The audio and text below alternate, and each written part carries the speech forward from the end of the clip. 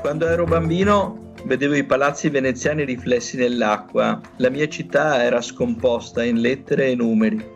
Questo è un qualche cosa che mi è rimasto fortemente nella memoria e forse adesso lo sto riproducendo. Il signor 32 è Tobia Ravà, artista veneziano discendente da un'antica famiglia ebraica, giunto in laguna da un borgo padano dell'entroterra.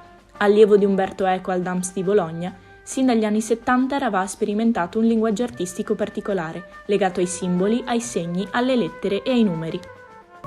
Lev vuol dire cuore, che è Lamed più Bet, ed è 32, la Lamed vale 30, la Bet 2, però 32 è anche la mia firma, perché è il valore gematrico di Tobia.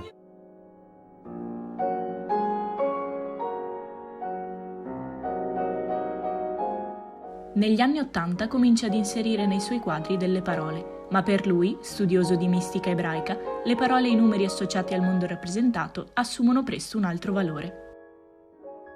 Il punto di svolta si ha nel 1996 con l'incendio del teatro La Fenice di Venezia. Tobia Ravà ha come una illuminazione. Da appassionato lettore della Kabbalah, il mondo è veramente pieno di scritte e di numeri. Per me il numero è praticamente la scintilla che ha anche valore di lettera. Insomma, Dio, secondo il Midrash, ha costruito il mondo attraverso le lettere, quindi attraverso i numeri e quindi attraverso queste scintille.